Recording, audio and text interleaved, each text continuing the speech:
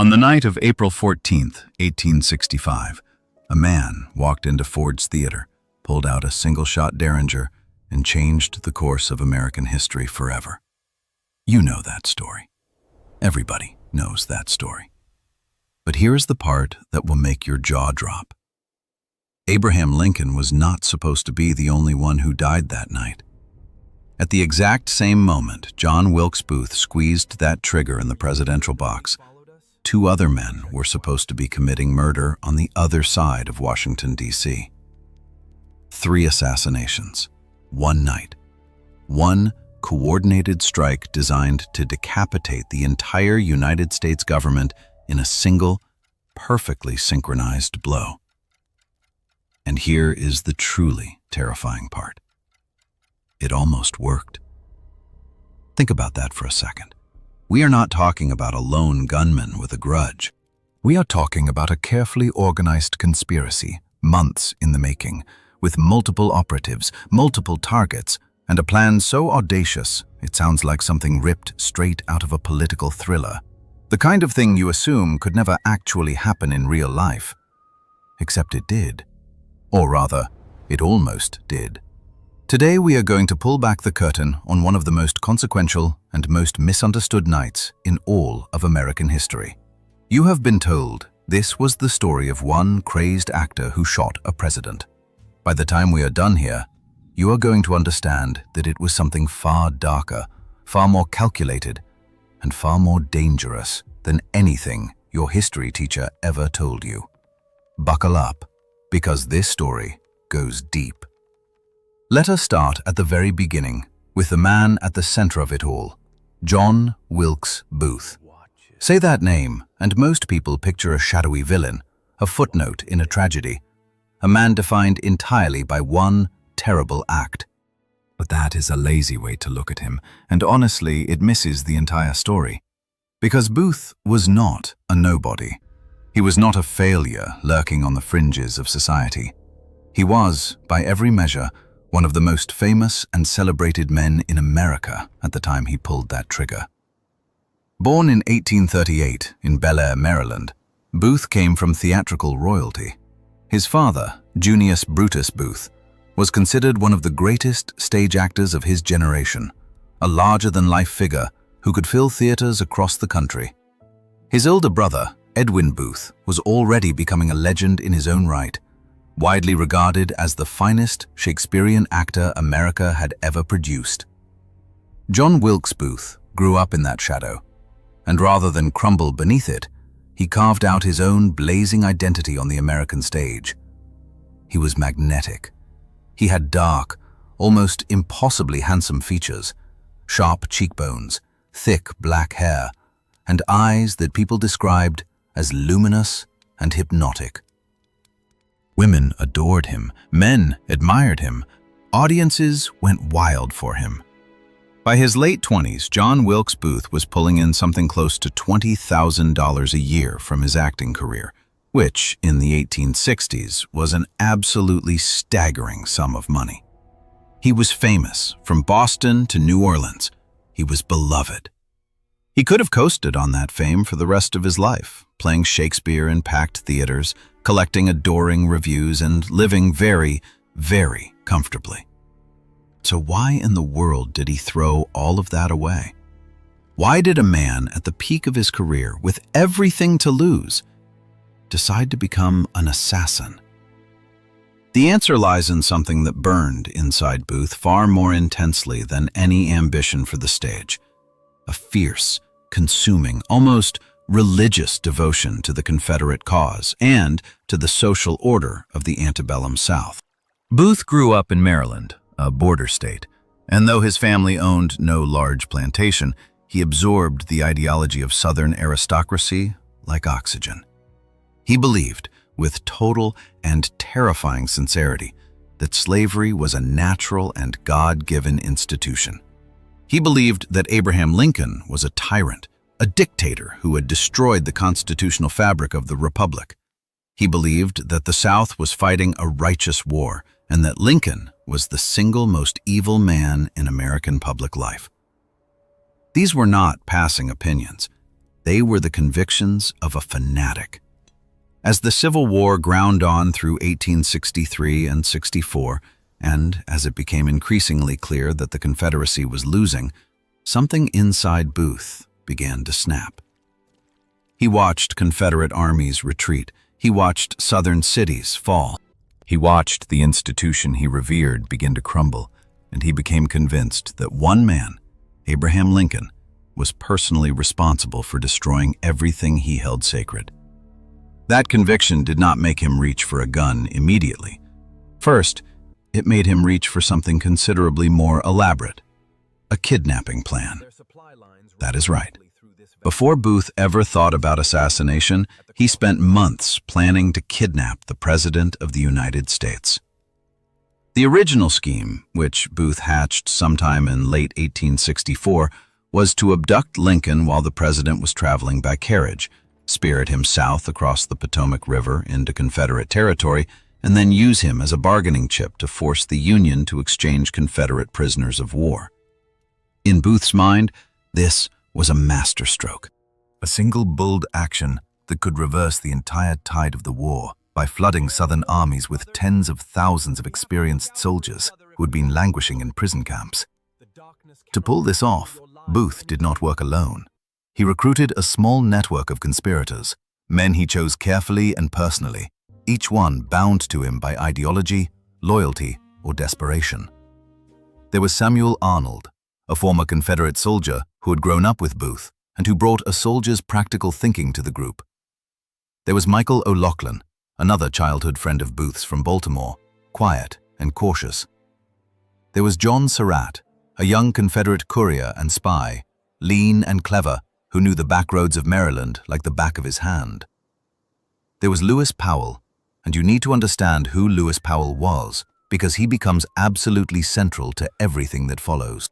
Powell was 20 years old, enormous, built like a prize fighter, with a broad face and pale blue eyes that people found deeply unsettling. He had fought for the Confederacy with ferocity, had been captured, had escaped, and had arrived in Washington carrying a barely suppressed capacity for violence that Booth recognized and deliberately cultivated. There was also George Atzerodt, a German-born carriage painter from Port Tobacco, Maryland, a nervous, weasel-faced man with a drinking problem and connections to Confederate smuggling networks along the Potomac. And there was David Harold, perhaps the most tragic figure in the entire conspiracy, a 23-year-old pharmacy clerk who idolized Booth with something approaching worship, who was not especially intelligent, not especially brave, but who followed the famous actor around like a devoted and ultimately doomed puppy. These were Booth's men. This was his conspiracy. And for months, through the winter of 1864 into 1865, they plotted and rehearsed and waited for the right moment to strike. The kidnapping plot came agonizingly close to execution on March 17, 1865, when Booth received word that Lincoln would be traveling to a performance at a hospital near Washington. The conspirators assembled, armed and ready, along the expected route. And then, Lincoln simply did not show up. He changed his plans at the last minute, attended a different event entirely, and the conspirators stood in the road with nothing to do but disperse. It was a humiliating failure. Samuel Arnold, rattled and frustrated, wrote Booth an angry letter demanding that they either act soon or abandon the scheme entirely. Booth was furious. But what he could not have known in that moment of frustration was that the world was about to change in a way that made the kidnapping plan irrelevant overnight. On April 9, 1865, General Robert E. Lee surrendered the Army of Northern Virginia to Ulysses S. Grant at Appomattox Courthouse. The war was effectively over. The Confederacy was finished. There were no prisoner exchanges left to negotiate, no Confederate government left to bargain with. The entire rationale for kidnapping Lincoln had evaporated. For most men, that would have been the end of it. Time to walk away, accept defeat, try to rebuild a life. But Booth was not most men. The surrender did not extinguish the fire inside him. It poured gasoline on it. On the night of April 11th, just 2 days after Appomattox, Lincoln stood at a White House window and addressed a jubilant crowd gathered on the lawn below. He gave a thoughtful, measured speech about Reconstruction and reconciliation, and in it, he mentioned the possibility of extending voting rights to some Black Americans, specifically those who had served in the Union Army. It was a modest, careful suggestion, not a sweeping declaration. But for Booth, standing in that crowd and listening, it was the last straw. He turned to Lewis Powell standing beside him and said something that Powell would later remember with chilling clarity. He said, "That is the last speech Lincoln will ever make." That night, John Wilkes Booth made a decision that shifted the conspiracy from kidnapping to murder. And not just the murder of one man. He was going to kill 3. He was going to launch a coordinated, simultaneous strike against the 3 men he identified as the pillars holding up the Union government. Abraham Lincoln, the president. William Henry Seward, the Secretary of State, who was arguably the most experienced and capable foreign policy mind in the administration, and who is currently bedridden and badly injured after a carriage accident. And Andrew Johnson, the vice president, who would be next in line for the presidency. Kill all 3 in the same hour, on the same night, and Booth believed the United States government would collapse into chaos. The surviving leadership would be paralyzed. The Reconstruction of the South could be derailed. Something, somehow, might rise from the ashes. Was this plan realistic? Almost certainly not. But Booth was not thinking like a strategist anymore. He was thinking like a man consumed by a cause, a man who had convinced himself that one dramatic theatrical gesture could rewrite history. And remember, this was a man of the theater. He understood the power of spectacle. He understood that sometimes a single, unforgettable moment could change everything. He was wrong, of course, catastrophically wrong, but he committed to the plan with absolute certainty and began assigning roles to his conspirators with startling speed. The target assignments were remarkably revealing. Booth reserved President Lincoln for himself. This was personal. This was the starring role. And John Wilkes Booth had no intention of handing it to anyone else. He knew Ford's Theater intimately. He had performed there dozens of times. He knew the layout of the building, knew where the presidential box was located, knew the stagehands and the doormen. He had the confidence of a man operating on his home turf. He also possessed the one thing the assassination required above all else: the nerve to walk into a crowded theater and shoot the most powerful man in the world in front of hundreds of witnesses. Lewis Powell was assigned to William Seward. This assignment made a certain brutal logic. Powell was physically enormous, frighteningly strong, and capable of sustained violence in a way that none of the other conspirators could match. Seward was bedridden at his home on Lafayette Square, just a short distance from the White House. He was surrounded by family members and a military nurse. To reach him and complete the assignment, Powell would need to force his way through multiple people, possibly fight his way through a house full of people trying to stop him. Booth looked at his conspirators and correctly identified Powell as the only one capable of doing what that assignment required. David Harold would accompany Powell to the Seward house, guide him there, and wait outside with the horses. And then there was George Atzerodt.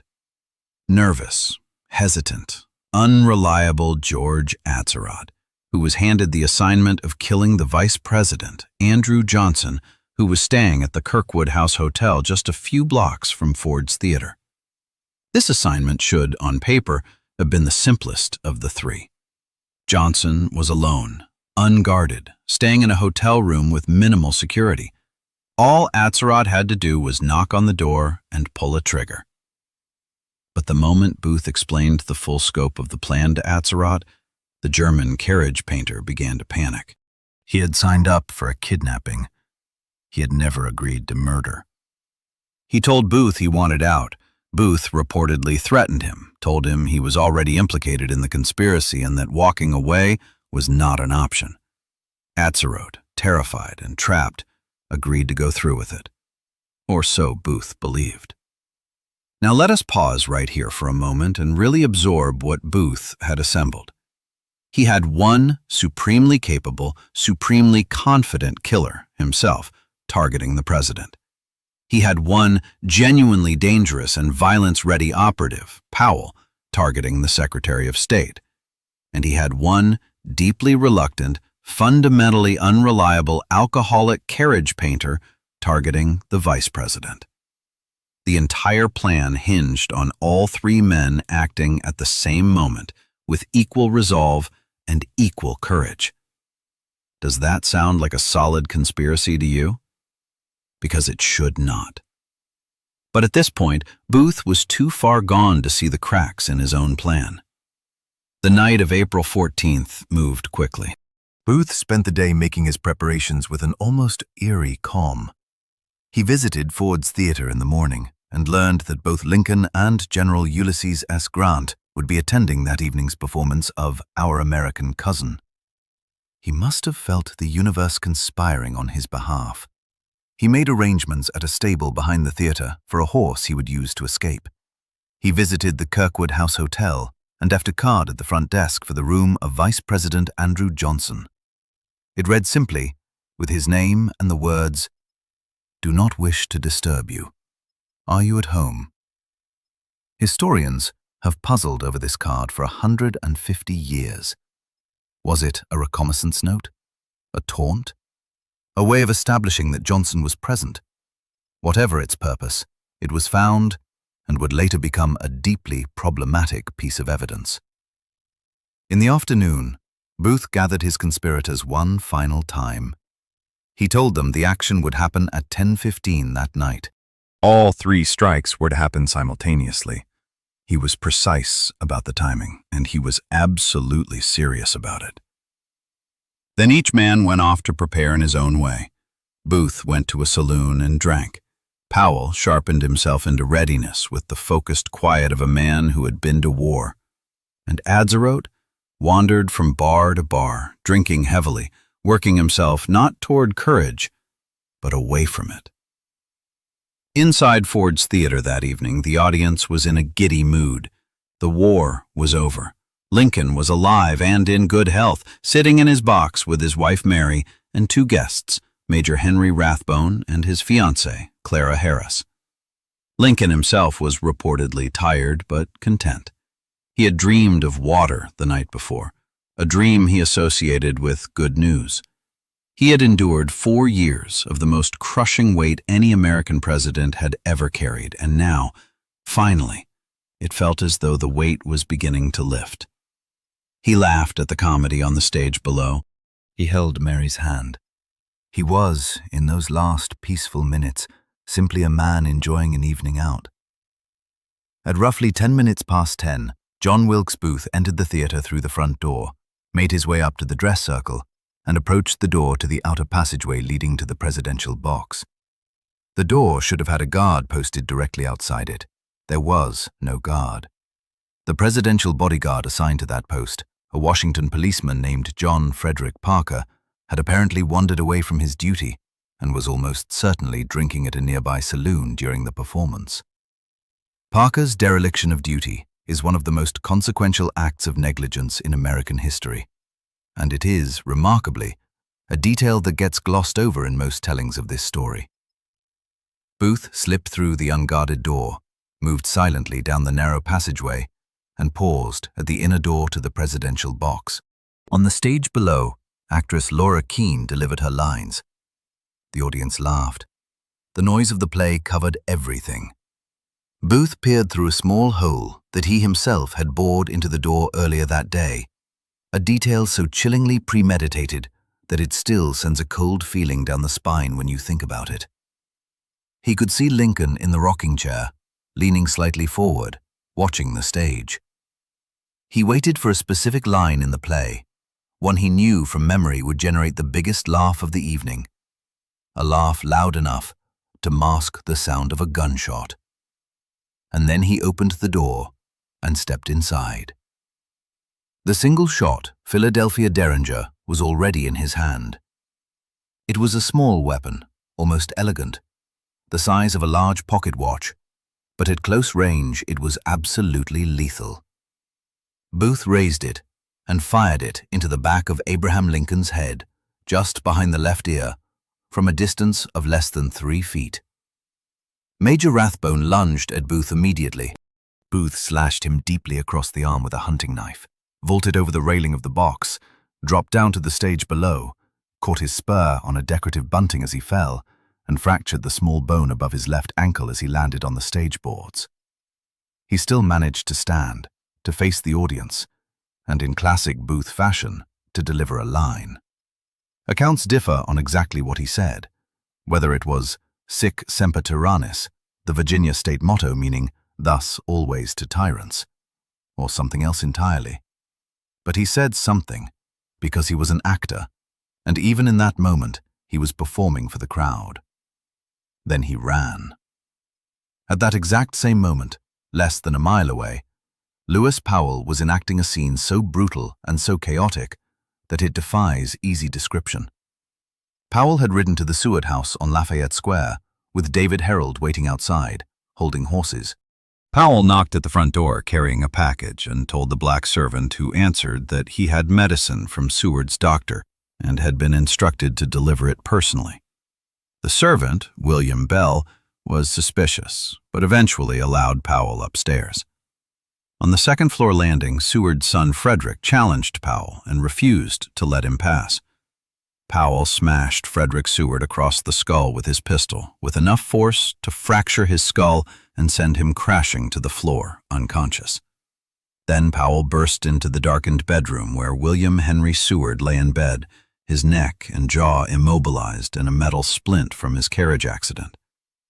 The military nurse, Emmerich Hansel, tried to grapple with Powell. Powell threw him aside like a piece of furniture. Seward's daughter, Fanny, screamed. Another son, Augustus, rushed in. Powell stabbed Seward repeatedly in the face and neck, slashing through the right side of Seward's jaw with savage, determined strokes. The metal splint Seward was wearing from his earlier injury almost certainly saved his life, deflecting blade strikes that would otherwise have severed arteries. Seward rolled off the bed and fell to the floor. Another military attendant, a soldier named Sergeant Emmerich Robinson, wrestled with Powell and absorbed multiple stab wounds. Powell fought his way out of the bedroom, stabbing 2 more people in the hallway on his way to the stairs, and then fled the house into the night, leaving behind a scene of blood and carnage that witnesses compared to a slaughterhouse. And what about George Atzerodt? What was the nervous carriage painter doing at this exact moment? Was he standing outside Andrew Johnson's hotel room door, steadying himself for the knock that would end the vice president's life? No, he was not. George Atzerodt was wandering the streets of Washington with a pistol in his pocket and whiskey in his bloodstream, and he was doing absolutely nothing. He had not gone to the Kirkwood house. He was not going to go. Sometime during those long hours of drinking and walking and frightening himself into inaction, Atzerodt had made his decision. He could not kill a man in cold blood. He could not do it. He eventually dropped his pistol behind a church, hailed a carriage, and rode off into the night with no plan at all except to get as far away from Washington as possible. So the grand conspiracy came to this: 1 success, 1 near catastrophe, and 1 complete failure.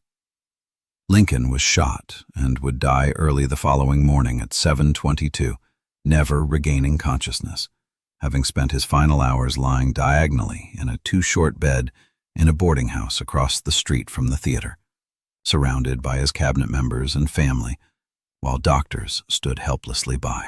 Seward was horrifically wounded, but alive, his face permanently disfigured, his recovery agonizing and long, but he survived, and would actually go on to serve in Andrew Johnson's cabinet. And Andrew Johnson slept through the entire night, completely unaware that he had been marked for death until he woke up the next morning to the news that he was now the President of the United States. Now here is the moment in this story where most people think the important events are over. The assassination happened, Lincoln died, we know the rest. But what comes next is where this story gets stranger, and in some ways more haunting than the night itself. Because the question that historians have wrestled with for a century and a half is this: how deep did this conspiracy actually go? Was Booth truly acting as a freelance fanatic with a small band of misfits? Or was he operating as part of something far larger and far more organized than the historical record has ever conclusively established? Let us start with the evidence for broader connections. Booth did not finance this conspiracy out of thin air.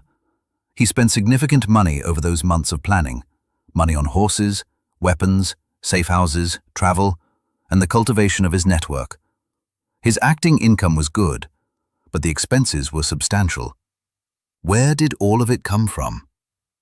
Booth made multiple trips to Montreal, Canada, in the fall of 1864, and we know beyond any reasonable doubt that Montreal was at that time one of the primary operating centers for Confederate Secret Service operations in North America. He met with Patrick Martin, a Confederate agent and blockade runner. He made contact with men connected to the Confederate State Department's clandestine operations. He was not vacationing. He was meeting with people. The Confederate Secret Service, operating out of Canada and run by figures like Jacob Thompson and Clement Clay under the direct authorization of Confederate Secretary of State Judah P. Benjamin, had spent the previous year funding a series of increasingly desperate and violent covert operations against the Union. They had backed a plot to spread yellow fever in northern cities. They had funded the St. Albans raid, where Confederate agents robbed banks in Vermont and then fled back across the Canadian border. They had plotted to burn New York City to the ground, and had actually attempted to do so in November of 1864 with a group of agents setting fire to multiple hotels simultaneously. The fire plot failed only because the agents used an ineffective incendiary mixture.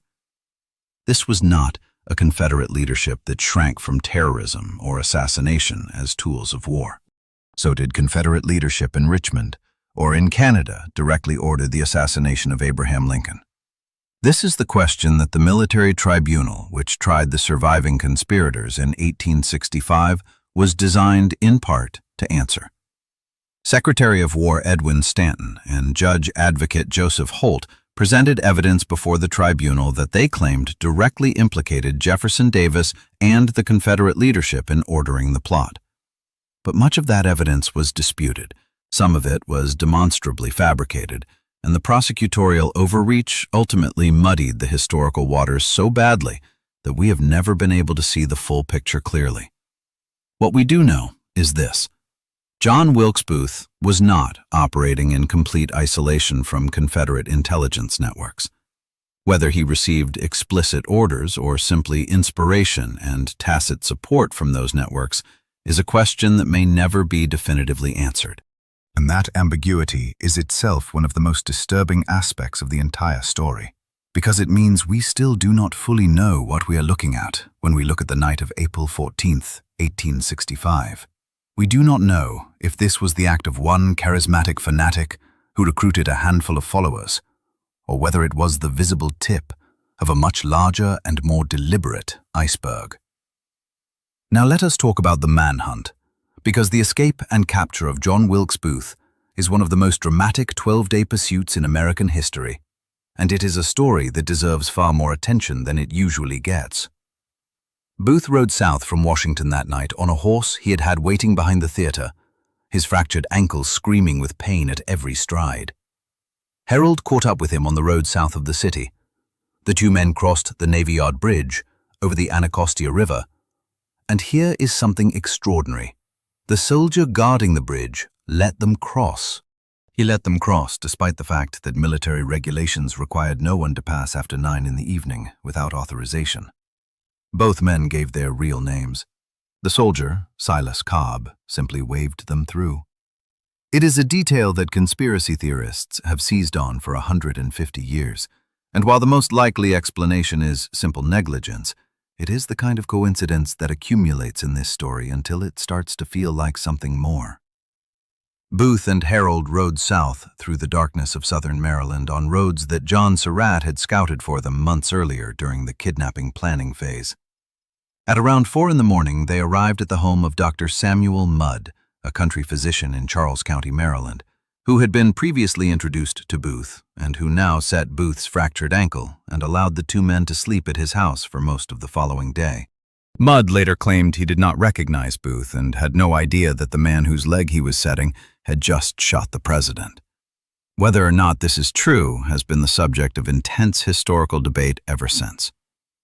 Mudd was convicted by the military tribunal, sentenced to life imprisonment, and served nearly 4 years in brutal conditions at Fort Jefferson in the Florida Keys before being pardoned by Andrew Johnson in 1869. The debate over his guilt or innocence continues to this day, with his descendants still actively campaigning for an official posthumous pardon. From Mudd's farm, Booth and Herold continued south and then east, trying to reach Confederate Virginia across the Potomac. But something was wrong with the plan from the beginning. Booth had expected to be welcomed as a hero in southern Maryland, celebrated in safe houses, protected by the Confederate underground, and guided swiftly to Virginia, where Confederate sympathizers would receive him with gratitude. Instead, he found fear. He found people who knew the war was over, who had no desire to be hanged for sheltering an assassin, who looked at him and saw not a patriot, but a liability. The Confederate underground that had existed in Maryland throughout the war had effectively dissolved the moment Lee surrendered. Booth had made his move 5 days too late. For 12 days, Booth and Herold stumbled through the tidal swamps and pine barrens of southern Maryland and eventually into northern Virginia, cold, hunted, exhausted, and, in Booth's case, in serious pain. Booth's fractured ankle made riding agony and walking almost impossible. The Union Army deployed thousands of cavalry troopers, Secret Service agents, and detectives in the most massive manhunt the country had ever seen. The reward offered for Booth's capture climbed to $100,000, an unimaginable sum for 1865. Telegraph wires across the country hummed with descriptions of the fugitives. The entire nation held its breath. During those 12 days of hiding, Booth kept a diary, and the diary reveals something psychologically extraordinary. John Wilkes Booth genuinely believed, at least initially, that the American public would celebrate what he had done. He expected to be hailed as a hero. He had cast himself in the role of Brutus, the noble Roman who slew Caesar to save the Republic, and he could not comprehend that the response of the American public, both North and South, was not admiration, but horror and fury. As the days passed and the reality of his situation set in, the diary entries become increasingly desperate, increasingly defiant, and increasingly delusional. He compared himself to other historical figures who had been condemned in their own time but celebrated by posterity. He refused, to the very end, to accept that he had done something wrong. The end came on the morning of April 26, 1865, 12 days after the assassination. Union cavalry from the 16th New York tracked Booth and Herold to a tobacco barn on the farm of a man named Richard Garrett in Caroline County, Virginia. Herold surrendered almost immediately, stumbling out of the barn with his hands up, crying. Booth refused. He called out from inside the barn, taunted the soldiers, and reportedly asked them to withdraw and give him a fair fight. The soldiers set the barn on fire. Through the gaps in the barn walls, by the light of the growing flames, a sergeant named Boston Corbett, acting without orders, raised his carbine and fired at the shadowy figure moving inside the burning building. The bullet hit John Wilkes Booth in the back of the neck, in almost the exact location where Booth's own bullet had entered Lincoln's skull 12 days earlier. The symmetry is almost too perfect for history to have arranged on its own. Booth was dragged from the burning barn and laid on the porch of the Garrett farmhouse. He was paralyzed.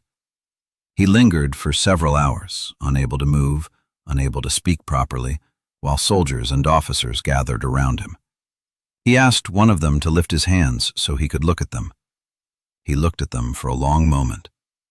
His last recorded words were, "Useless. Useless." Then he died. He was 26 years old. But the story did not end with Booth's death, not by a long way. The aftermath of the Lincoln assassination set in motion a chain of legal and political events that were as dramatic and in some ways as troubling as the assassination itself. 8 people were tried before a military tribunal in Washington, a decision that was itself enormously controversial.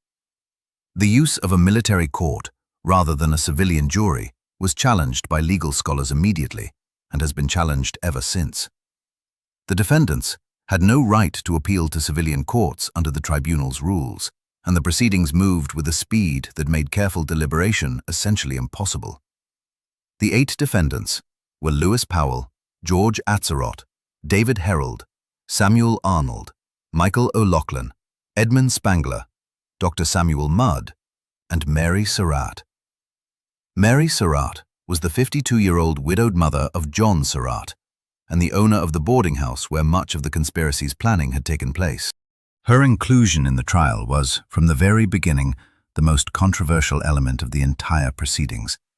She was a small, devoutly Catholic woman, unremarkable in appearance, and the evidence against her was largely circumstantial, centered on the fact that Booth and his conspirators had used her boarding house, that she had made a trip to her tavern in Surrattsville on the day of the assassination, carrying items that may have been intended to support the conspirators' escape, and that she had received Powell at her door on the night of the arrests and claimed not to recognize him. 4 of the 8 defendants, Powell, Atzerodt, Herold, and Mary Surratt, were sentenced to death by hanging. The sentence was carried out on July 7, 1865. Mary Surratt was hanged alongside the 3 men, becoming the first woman ever executed by the United States federal government. The spectacle of her execution shocked many people, including some of the officers who had signed the order. Several of them later expressed private doubts about whether she had deserved to die. President Johnson, who signed the execution order, later claimed he had never seen a clemency petition signed by several of the tribunal members, a claim that the historical evidence suggests was either false or a convenient failure of memory. The question of Mary Surratt's guilt or innocence remains genuinely contested. The question of whether she deserved to die, even if guilty, is less contested, at least among modern historians. Her son, John Surratt, who had been one of Booth's primary co-conspirators and who had fled to Canada the day before the assassination and subsequently to Europe, was eventually caught and brought back to the United States for trial in 1867. His trial ended in a hung jury. He walked free. He lived until 1916. The comparison between his fate and his mother's fate is one of the most uncomfortable ironies in the entire story. Now, let us zoom out for one final moment and look at the biggest picture of all, because this is where the truly staggering significance of everything we have just walked through comes into full focus. Imagine for a moment that all 3 assassinations had succeeded. Lincoln, dead. Seward, dead. Johnson, dead. Who would have become president? Under the succession rules of 1865, the answer was the president pro tempore of the Senate, a radical Republican named Benjamin Wade, who had been one of Lincoln's most vocal critics from within his own party, and who represented a far more punitive and aggressive vision of Reconstruction than anything Lincoln had planned. Lincoln's approach to Reconstruction was built on reconciliation. His famous second inaugural address, delivered just 6 weeks before his assassination, had called for malice toward none and charity for all. He believed the Southern states needed to be welcomed back into the Union with mercy, not ground down with retribution. His plan was generous to a fault, and the radical Republicans despised him for it. So here is the terrible irony at the core of this entire story. By killing Lincoln, Booth and his conspirators did not save the South. They did not derail Reconstruction in the way they had hoped. In fact, They arguably accelerated exactly the kind of punitive Reconstruction they had been trying to prevent because they removed the one man in Washington who might have made reconciliation work, and they replaced him with Andrew Johnson, who turned out to be a different kind of disaster entirely. Not too harsh on the South, but too lenient, corrupt, incompetent, and ultimately impeached. The assassination of Abraham Lincoln was, by every measure, one of the greatest acts of political self-destruction in American history. Booth killed the one man who might have been the South's greatest friend in the peace that followed the war. And he did it while genuinely believing he was saving everything he loved. That is the tragedy beneath the tragedy. That is the thing that makes John Wilkes Booth not just a villain, but a cautionary figure of almost Shakespearean dimensions. A brilliant, passionate, charismatic man destroyed by the very convictions he refused to examine. And what about America? What about the nation that stumbled out the other side of that terrible night on April 14th, 1865? The grief was unlike anything the country had experienced before or has experienced since. Lincoln's body was placed on a funeral train that traveled 1,600 miles from Washington back to Springfield, Illinois, stopping in city after city, where hundreds of thousands of Americans lined the tracks and the streets to pay their respects. The outpouring was genuine, staggering, almost incomprehensible in its scale. A nation that had been torn apart by 4 years of the bloodiest war in its history came together in grief in a way it had not been able to come together in anything else. But grief, even profound grief, does not build institutions, and the political vacuum left by Lincoln's death proved impossible to fill. Andrew Johnson, the Tennessee Democrat whom Lincoln had put on the ticket in 1864 purely for strategic reasons of national unity, proved utterly unequal to the enormous task of Reconstruction. He clashed bitterly and constantly with the radical Republican Congress. He vetoed Reconstruction legislation repeatedly. He was impeached by the House of Representatives in 1868 and missed removal from office by a single Senate vote.